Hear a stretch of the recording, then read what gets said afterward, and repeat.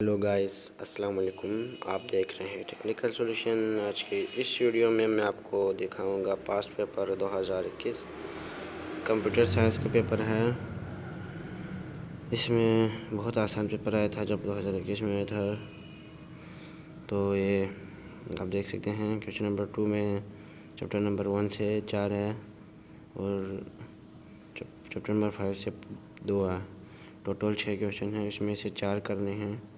इस तरह question number 3 है, चैप्टर नंबर 2 से आया हुआ है एक और इस तरफ को है।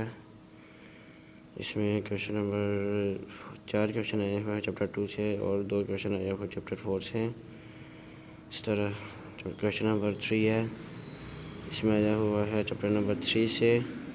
मैं यहाँ पे 3 लगाना भूल गया। 3 आया हुआ है चैप्टर नंबर 3। चैप्टर नंबर 4 से चैप्टर नंबर 3 से 4 क्वेश्चन आया हुआ है और चैप्टर नंबर 5 से 2 चैप्टर नंबर 5 से 2 इधर क्वेश्चन इधर दिया हुआ है और चैप्टर नंबर 5 से 2 इधर भी दिया हुआ है। 2 करके दिया है।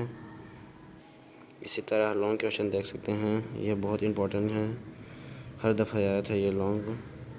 What do you mean determine the requirement of for a full chart, right in detail. ये चैप्टर नंबर 1 से आया है जो फाइन कंप्यूटर नेटवर्क।